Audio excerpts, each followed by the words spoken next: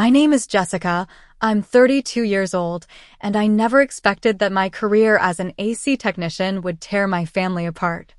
My younger sister Stephanie is attending an elite college thanks to the $45,000 I contribute annually to her education. At least I did until last Thanksgiving, when she humiliated me in front of her friends and kicked me out of my own house for being just an AC tech. The look of disgust on her face when she talked about my profession broke something inside me. If you've ever had family look down on your career choices, give this video a like and subscribe. Stay with me to find out how my sister learned the hard way that air conditioning techs can earn six figures while college degrees can leave you drowning in debt. Stephanie and I were actually really close growing up despite our 6-year age gap.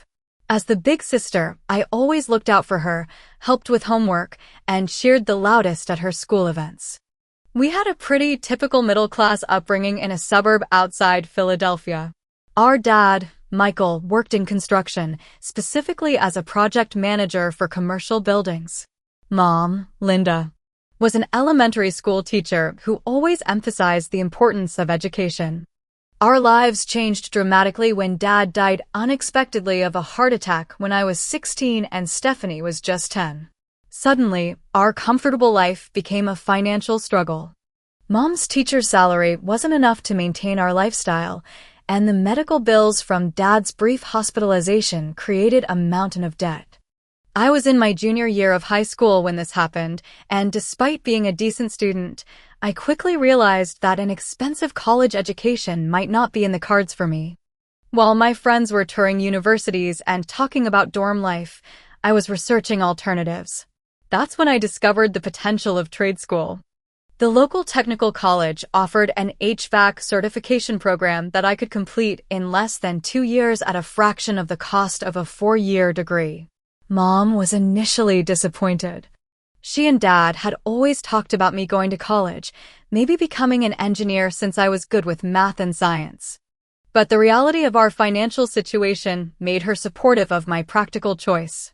Education comes in many forms, Jessica, she told me the day I enrolled in the HVAC program. Your father would be proud of your responsibility. After graduating high school, I threw myself into learning everything about heating and cooling systems. The program connected me with an apprenticeship under Walter Jenkins, an experienced AC technician who became more than just a boss to me. He was a mentor who saw potential in my meticulous attention to detail and problem-solving abilities. "You've got the touch, kid," he'd say when I diagnosed a tricky system issue. "Most techs just replace parts till something works. You actually understand how these systems think." While I was building my skills in the trade, Stephanie was flourishing academically. She was the kind of student teachers love, having advanced placement classes, student government, debate team, the works. Mom poured all her hopes and dreams into Stephanie's future, constantly talking about how she was destined for an Ivy League education and a prestigious career. "Your sister has such potential," Mom would say, not realizing how those words stung me. She could be a doctor or lawyer someday. I never resented Stephanie for being the academic star. I was genuinely proud of her achievements and wanted her to have every opportunity. But I couldn't help noticing how differently Mom spoke about our career paths. Things got even more complicated when Mom was diagnosed with multiple sclerosis when I was 22 and Stephanie was 16. Her condition deteriorated rapidly, forcing her to quit teaching and rely on disability benefits. As her health declined, I took on more responsibilities at home while also working full-time. By the time I was 24, Mom was largely bedridden, and I had essentially become a parent to Stephanie, juggling my growing career with caring for both of them. Despite the challenges, I was advancing quickly in my field. Walter had taught me not just technical skills, but business acumen. I learned about pricing jobs, managing client relationships, and the importance of reliability. "In this business, your reputation is everything," Walter would remind me. "One missed appointment or a sloppy job can undo years of good work." When I was 26, with Walter's blessing and support, I took the leap and started my own company, Winter's Heating and Cooling. The timing coincided with Stephanie's senior year of high school, when she was applying to colleges. It was during this period that I first noticed Stephanie's embarrassment about my blue-collar job. When her friends came over, she would vaguely say I worked in climate systems rather than just saying I fixed air conditioners. At her high school awards ceremony, when a teacher asked what I did, Stephanie quickly changed the subject. I tried not to let it bother me. Teenagers care so much about appearances, I told myself. She'll grow out of it. Despite her occasional embarrassment, Stephanie was thrilled when she received an acceptance letter from Northeastern University, along with a partial scholarship. It was an impressive achievement, but the scholarship only covered about a quarter of the total cost. The celebration was bittersweet, knowing that Mom might not be able to see Stephanie graduate. One night, about 3 months before Stephanie was set to leave for college, Mom called me to her bedroom for a private conversation. "Jessica," she said, her voice weaker than it had been the day before. "I need you to promise me something." I sat beside her bed, holding her increasingly frail hand. "Anything, Mom?" "Stephanie has such a bright future ahead of her," she said. "I'm not going to be here to see it, and I need to know that you'll make sure she gets the education she deserves." "Mom, don't talk like that," I protested, though we both knew her time was limited. "Promise me you'll help her through college," she insisted. "Your business is doing well. I know it's a lot to ask, but she's your sister." With tears in my eyes, I promised. Less than 2 months later, Mom passed away. Stephanie was 18, about to start college, and I was her only family. True to my word, I dedicated myself to ensuring she could attend her dream school without financial worries. The following years were a blur of long hours, overnight emergency calls, and careful financial management. I expanded my business from just me and one helper to a team of 5, taking on larger commercial contracts. I lived modestly in a small apartment, putting most of my profits back into the business and setting aside a significant portion for Stephanie's education. Every time exhaustion hit me after a 14-hour day in sweltering attic spaces or freezing basements, I remembered my promise to Mom. That kept me going, even when my own dreams had to be deferred. By the time Stephanie started at Northeastern, my business, Winter's Heating and Cooling, had established a solid reputation in our area.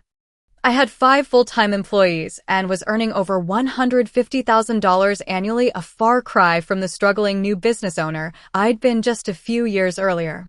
Stephanie's college costs were substantial.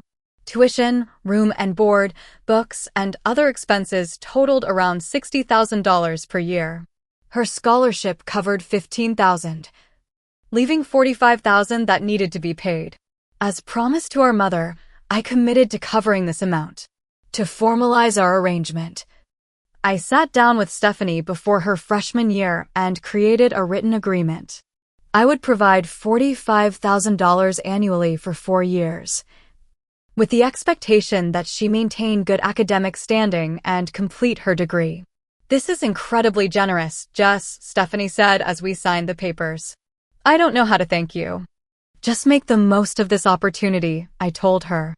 "That's all the thanks I need." Before making this commitment, I consulted with my financial advisor, Patrick Reynolds. He helped me budget for this significant expense, which meant delaying my plans to buy a house and putting off some business expansions I'd been considering. "You're making a substantial sacrifice," Patrick pointed out during one of our meetings. "Have you considered what this means for your own future? Starting a family? Retirement planning?" I had considered it, but my promise to Mom outweighed my personal goals. I increased my workload, often pulling 70-hour weeks to ensure the business remained profitable enough to support both my living expenses and Stephanie's education. Dating and social life became afterthoughts as I focused on work and fulfilling my obligation. During Stephanie's freshman year, we maintained regular contact.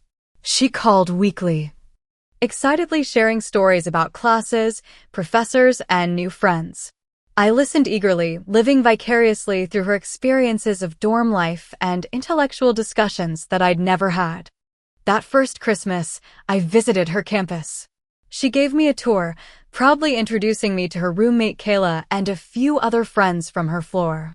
They were all nice enough, though I noticed how different their lives had been from ours. Most came from wealthy families where college was a given, not a financial struggle. Your sister's so cool, Kayla told me when Stephanie stepped away. She talks about you all the time, how you built your own business and everything. That warmed my heart. Maybe Stephanie wasn't embarrassed about me after all. But things began to shift during her sophomore year. Our weekly calls became bi-weekly, then monthly. When I did speak with her, she seemed distracted, less interested in sharing details about her life. During spring break of that year, I drove up to Boston to take her to dinner. She suggested meeting at a restaurant rather than having me pick her up at her dorm. At the time, I didn't think much of it, but looking back, it was another sign. While waiting for our food, I asked about her professors. They're great, she said vaguely. Dr. Lancaster is really inspiring. Maybe I could meet some of them sometime, I suggested. I'd love to see where you have classes. Stephanie shifted uncomfortably. They're super busy, and campus is kind of confusing if you don't know your way around. Throughout dinner, I noticed she quickly changed the subject whenever my work came up. When I mentioned a challenging commercial job I'd just completed, her eyes glazed over. And she immediately asked if I'd watched some popular Netflix show. As her sophomore year progressed, I began seeing social media posts showing Stephanie with a new group of friends. There was Madison, a blonde whose Instagram was full of designer clothes and exotic vacations. Zachary, who constantly posted about internship opportunities at his father's investment firm. And Alicia, whose family apparently owned multiple properties across the country. What struck me most was how Stephanie presented herself online. There was no mention of her hometown, her background, or me. It was as if she'd created a new identity, one that didn't include her blue-collar sister or our modest upbringing. In photos, she wore clothes I knew she couldn't afford. Even with the spending money I provided, I felt a growing distance between us, but I told myself it was normal. College is a time for reinvention, for finding yourself. Maybe she needed space to become her own person. Despite my hurt feelings, I continued making those tuition payments, transferring money for her rent and expenses without complaint. After all, I'd promised Mom. During this time, I did manage to develop a relationship with Daniel, an electrician I met through a job collaboration.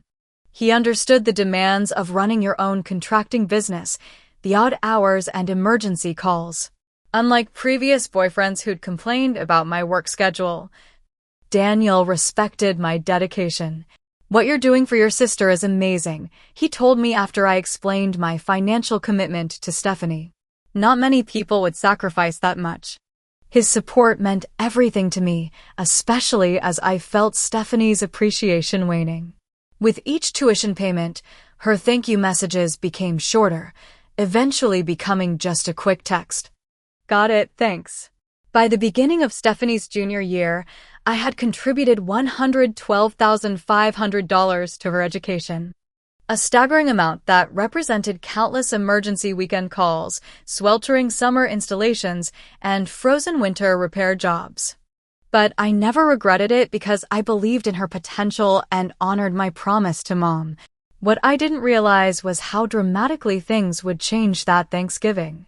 After years of hard work and careful saving, I had finally purchased my first home, a modest but nice 3-bedroom house in a good neighborhood.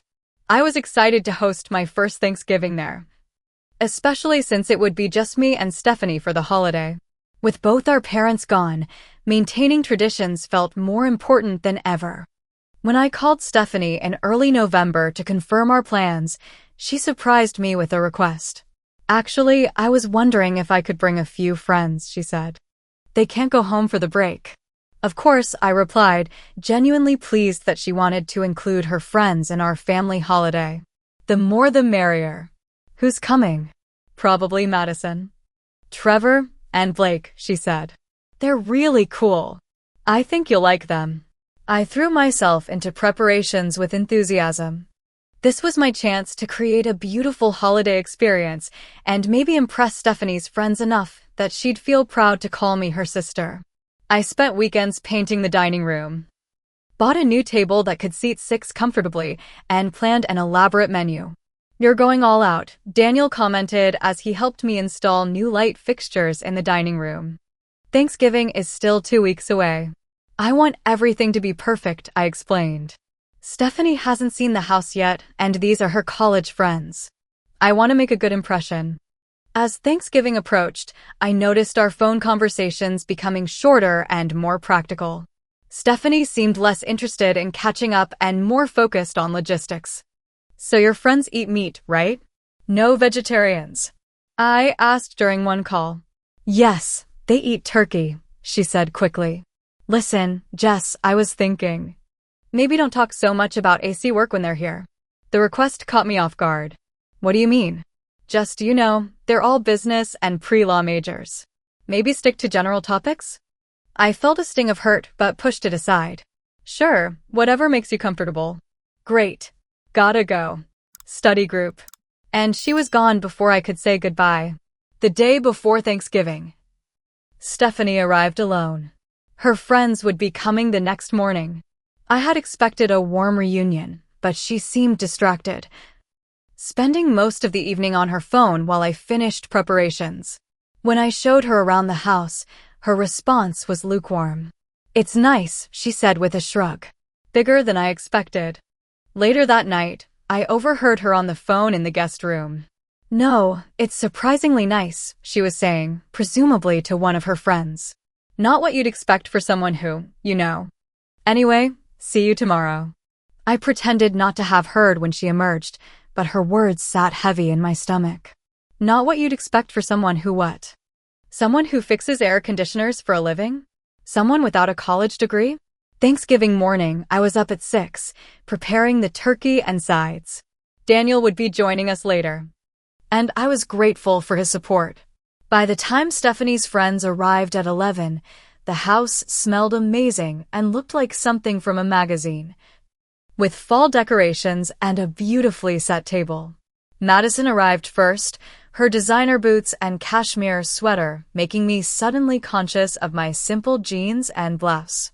Trevor and Blake came together shortly after, both carrying bottles of expensive wine that made my carefully selected grocery store varieties seem inadequate. "Your house is adorable," Madison said in a tone that somehow made it sound like an insult. "So cozy." "Thanks for having us," Trevor added, looking around with thinly veiled curiosity. "Stephanie talks about you all the time." Somehow I doubted that, especially given the surprised looks on their faces when they met me. Introductions were awkward. When Blake asked what I did for work, Stephanie quickly jumped in before I could answer. "Jess owns her own business," she said vaguely. "Environmental temperature management." Madison added with a knowing look at Stephanie. So that's how she described my profession to her friends. I felt my cheeks flush but maintained my smile. Daniel arrived just as I was serving appetizers, and I was grateful for his steady presence. He charmed everyone with his easy conversation, though I noticed how Trevor and Blake exchanged glances when Daniel mentioned being an electrician. As we sat around the living room with drinks and snacks, conversation revolved almost exclusively around college life. Madison talked about her summer internship at a Manhattan financial firm. Trevor detailed his plans for law school. Blake explained his father's business connections that would guarantee him a position after graduation. "What about you, Stephanie?" Daniel asked kindly. "Jessica tells me you're studying communications with a business minor. Any plans after graduation?" Stephanie launched into a description of the marketing agency where she hoped to intern, emphasizing their global clients and Manhattan office. Throughout her explanation, I noticed how she name-dropped companies and buzzwords that seemed designed to impress. Whenever the conversation veered toward my work or background, Stephanie skillfully redirected it. When Daniel mentioned a joint project our businesses had collaborated on, she suddenly remembered a funny story from campus she had to share. The tension was building, but I kept telling myself to just get through the meal. These were her friends. And if talking about AC repair made her uncomfortable around them, I could respect that for one day. But as we moved to the dining table, I couldn't shake the feeling that I was somehow an outsider in my own home. I'd spent days preparing the perfect Thanksgiving dinner. The turkey was golden brown, the sides were plentiful, and my grandmother's china added an elegant touch to the table setting. As we sat down to eat, the atmosphere seemed to relax a bit. Good food has a way of bringing people together, and initially, conversation flowed more naturally. "This is delicious," Trevor commented after his first bite of turkey. "Did you learn to cook like this from your mother?" "Yes," I smiled, appreciating the personal question. "Mom was an amazing cook. She taught me everything I know about holiday meals." "Well, you certainly have a talent for it," Madison said, seeming genuinely impressed for the first time. For a few minutes, we shared stories about family traditions and favorite foods. It felt like the awkwardness from earlier might be dissipating. Then Trevor glanced around the dining room with its new furniture and recently painted walls. "This is a really nice place," he said. "If you don't mind me asking, how does someone afford a house like this so young?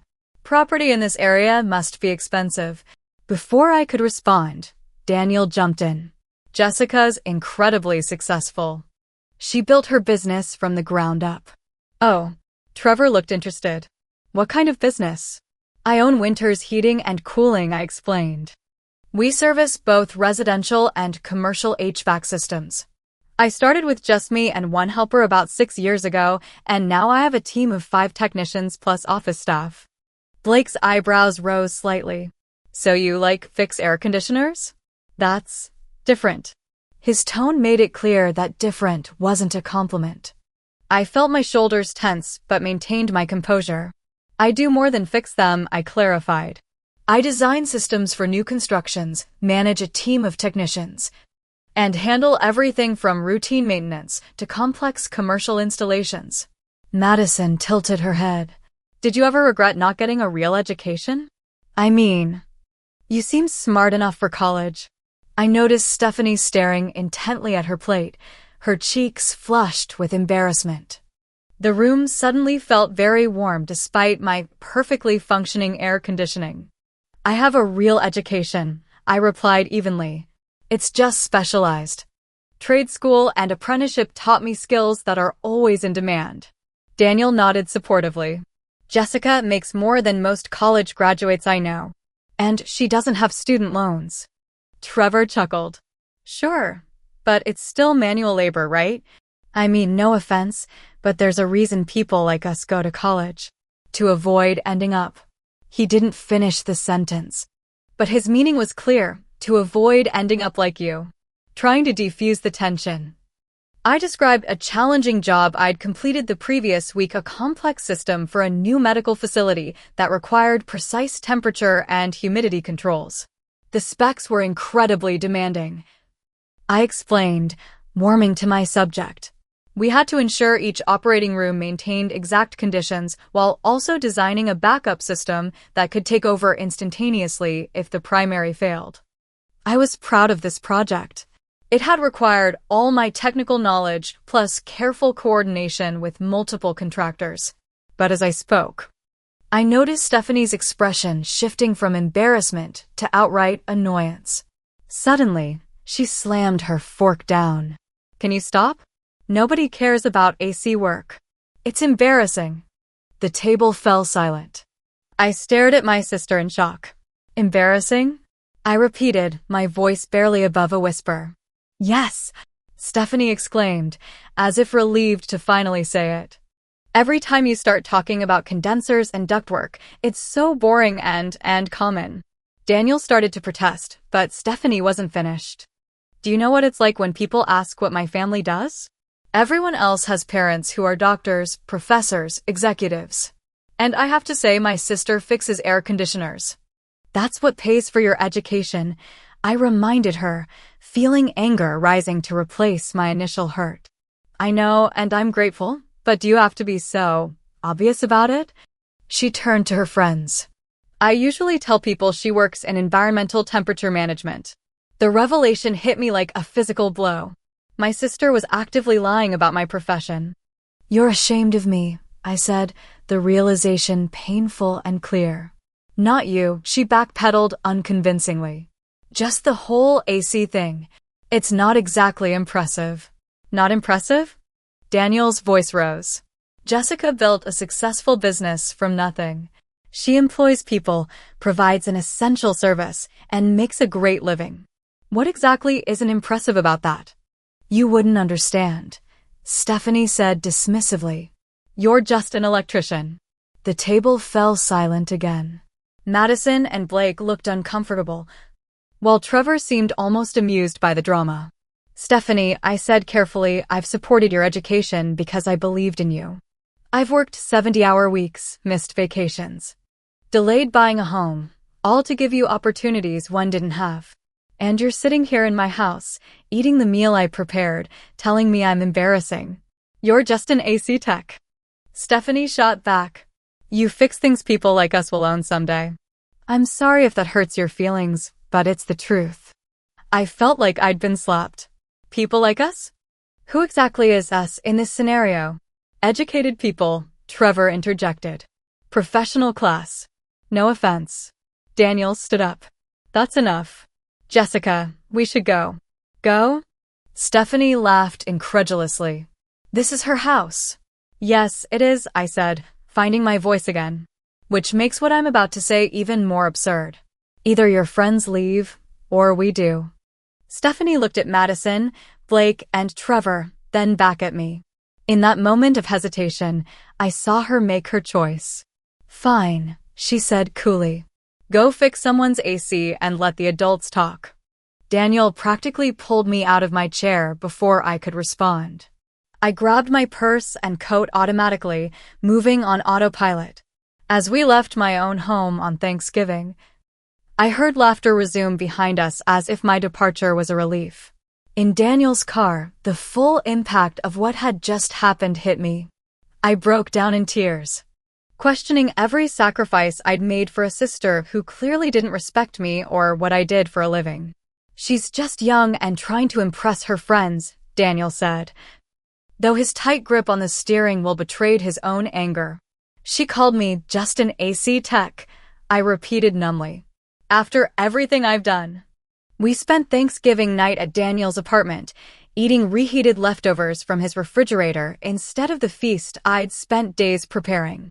As I lay awake that night, I couldn't stop replaying Stephanie's words and the contempt in her voice when she talked about my profession. Something had broken between us, and I wasn't sure it could be repaired. I returned home the following afternoon, half expecting to find Stephanie waiting to apologize. Instead, the house was empty and messy. Dirty dishes filled the sink. Leftover food sat uncovered on the counter, and someone had spilled red wine on my new dining room rug without bothering to clean it up. My phone buzzed with a text from Stephanie. "Went back to campus with everyone. Didn't know when you'd be back. Thanks for dinner before things got weird." No apology. No acknowledgement of how hurtful her words had been. Just a casual reference to things getting weird, as if I had been the one to cause the problem. I spent the day cleaning up the mess they'd left behind. Each dirty dish and discarded napkin fueling my growing resentment. By evening, the house was spotless again, but the wound Stephanie had inflicted remained raw. The following week passed in a blur of work and emotional processing. I found myself confiding in people I trusted: my office manager Sarah, my longtime employee Thomas, and of course, Daniel. Everyone expressed shock at Stephanie's behavior. "After all you've done for her?" Sarah shook her head in disbelief. "That's beyond ungrateful." On Wednesday, I visited Walter, my old mentor. Now retired, but still sharp as ever. Over coffee in his kitchen, I recounted the Thanksgiving disaster. "She's young," he said after listening carefully. "Young people often don't appreciate what others do for them." "That's what Daniel said," I sighed. But Walter continued, "That doesn't mean you should enable bad behavior. Sometimes the kindest thing you can do for someone is let them face consequences." His words stayed with me as I drove home. That evening, I pulled out my financial records and calculated exactly how much I had contributed to Stephanie's education so far. The number was staggering. $112,500 over 2.5 years. Money that could have gone toward my retirement, a better house, or expanding my business. As December began, I received a text from Stephanie about Christmas plans. No mention of Thanksgiving, just a question about when I'd be driving up to Boston and, almost as an afterthought, a link to her Amazon wish list. The audacity was breathtaking. She had humiliated me in my own home, refused to apologize, and now expected Christmas gifts, as if nothing had happened. I scheduled an appointment with my therapist, Dr. Helen Fisher, whom I'd seen occasionally since Mom's death. During our session, I struggled with conflicting emotions. I promised Mom I'd see her through college, I explained. But I don't think Mom would have wanted me to be treated this way. Promises are important, Dr. Fisher acknowledged. But they exist within relationships. When the relationship dynamic changes significantly, it's reasonable to reassess your obligations. Later that week, I met with Patrick, my financial advisor, to discuss my legal obligations regarding Stephanie's tuition. Your written agreement was clear about your commitment, he explained. But it also specified that Stephanie would maintain respect for your relationship. Based on what you've told me, she's violated that condition. Patrick also informed me that the next semester's tuition payment would be due in January, just after the holiday break. If I planned to make any changes, I needed to give Stephanie proper notice so she could explore other options. The decision weighed on me through sleepless nights and distracted days. I loved my sister despite everything, and the thought of potentially derailing her education filled me with guilt. But every time I recalled her words, "You're just an AC tech, and you fix things people like us will own someday," my resolve strengthened. Finally, after much soul-searching, I drafted a formal letter. In it, I explained that due to the disrespect shown at Thanksgiving and the clear disdain for my profession which funded her education, I would be terminating financial support in 30 days. I outlined the specific incidents that led to this decision and acknowledged that while it might seem harsh, it was necessary for both of us. I sent the letter by certified mail to ensure Stephanie received it. Then I waited, feeling a complex mix of emotions: guilt for potentially disrupting her education, anxiety about her reaction, but also a surprising sense of relief and empowerment. For the first time in years, I was prioritizing my own well-being over Stephanie's wants. Daniel supported my decision completely. "You gave her everything, and she treated you like you were beneath her. Actions have consequences." My friends Amy and Sarah rallied around me as well, assuring me that I wasn't being vindictive, but rather establishing necessary boundaries. Still, as the holidays approached with no response from Stephanie, I wondered if I'd made the right choice. The first 2 weeks after sending the letter passed in silence. No acknowledgement from Stephanie, no calls, no texts. I began to wonder if she'd even received it. Then, on a Tuesday afternoon while I was on a job site troubleshooting a commercial system, my phone exploded with notifications. 10 missed calls from Stephanie. A dozen increasingly frantic text messages. 3 voicemails, each more desperate than the last. I finished the repair I was working on before stepping outside to return her call. She answered on the first ring. "How could you do this to me?" No greeting, just immediate accusation. "Hello to you too, Stephanie," I replied, keeping my voice steady despite my racing heart. "Is this some kind of joke?" "Because it's not funny, Jessica. Tuition is due in 2 weeks. "It's not a joke," I said. "I meant what I wrote in the letter. You promised Mom." Her voice cracked. "You promised you'd pay for my education." "I also promised myself I wouldn't be treated like I'm beneath you because of my profession," I countered. "You made it very clear on Thanksgiving that you think my work is embarrassing and beneath your new social circle. I was just trying to fit in. You don't understand the pressure." "No. I understand pressure perfectly," I interrupted. "Pressure is working 70-hour weeks to pay for someone else's education while they look down on how you earn that money." She switched tactics, her voice suddenly tearful. "What am I supposed to do?" "I'll have to drop out." "There are other options," I said. "Student loans, part-time jobs, financial aid. The same options most students use." "In the middle of junior year? Are you serious?" Her tone turned bitter. You know what? Fine. I'm coming there this weekend. We need to talk about this face to face. Before I could respond, she hung up. I stood in the parking lot, shaking slightly despite the winter cold. Part of me had expected her to apologize, to acknowledge how hurtful her behavior had been. Instead, she seemed only concerned about the money. That Saturday morning, a car pulled into my driveway. To my surprise, Stephanie emerged from the passenger side while Madison stepped out from behind the wheel. They'd driven down from Boston together. I invited them in, offering coffee, which Madison accepted and Stephanie declined with a scowl. We sat in my living room, the scene of our Thanksgiving disaster just weeks earlier. I brought Madison for support, Stephanie explained, her tone suggesting she expected a confrontation. Madison looked uncomfortable. I'm just here as a friend. I don't want to get in the middle of family stuff. Let's get to the point, Stephanie said. You can't just cut me off. We had an agreement. An agreement that was contingent on mutual respect, I reminded her. Something that was clearly lacking when you kicked me out of my own house for talking about my profession. I didn't kick you out. You chose to leave.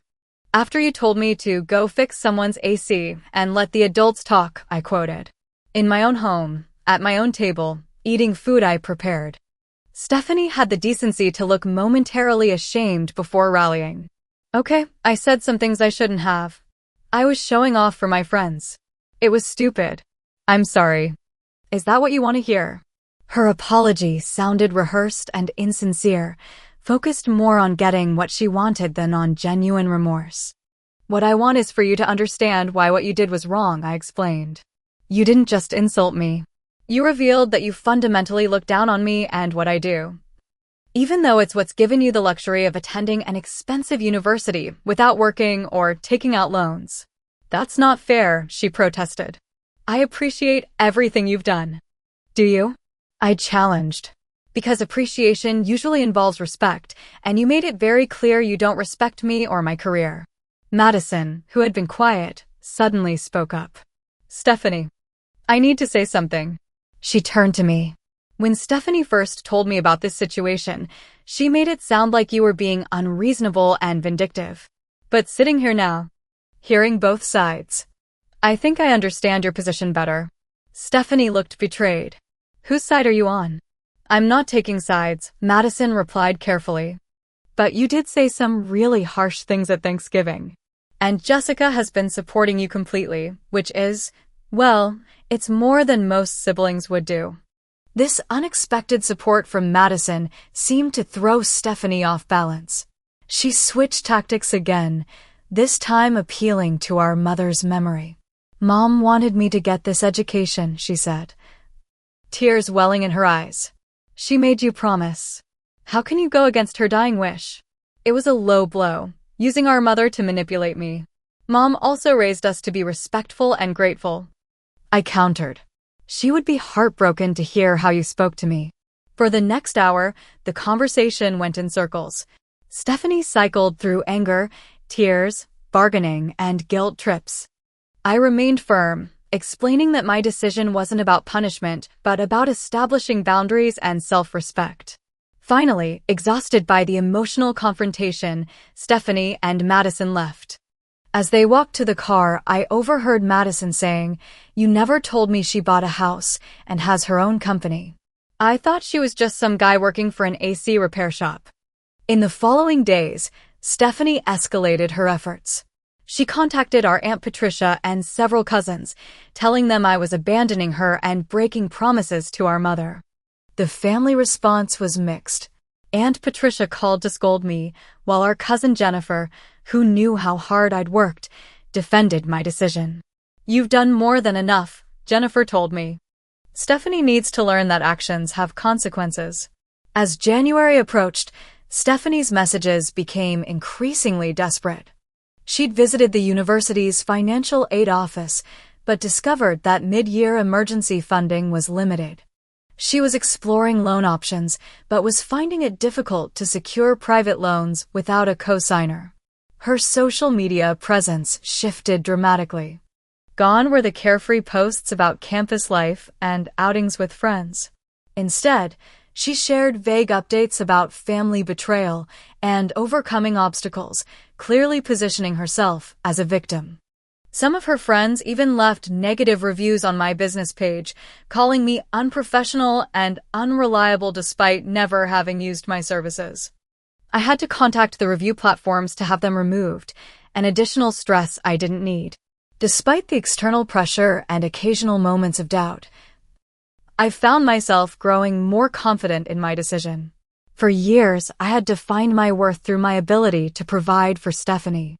Now, I was learning to value myself regardless of what I could give her. A week before spring semester was set to begin, I received a final desperate email from Stephanie. She explained that without my financial support, she would need to take a leave of absence from school. Her tone was both accusatory and pleading, ending with, "I hope you're happy knowing you've ruined my future." I read the email several times, feeling a complex mixture of guilt and resolve. Then I closed my laptop without replying. Stephanie needed to understand that her words and actions had real consequences, even if the lesson was painful for both of us. 3 months passed with minimal contact between Stephanie and me. Through mutual family members, I learned she had indeed taken a leave of absence from Northeastern and found a part-time job at a retail store near campus. She continued living with roommates in Boston, unwilling to return home despite the financial strain. In late April, I received an unexpected email from Madison. She explained that she and Stephanie remained friends, though things had been tense initially after Madison expressed sympathy for my position. "Stephanie would never admit this," Madison wrote. "But working retail has been eye-opening for her. She's dealing with difficult customers, unreasonable managers, and the reality of how far minimum wage doesn't go.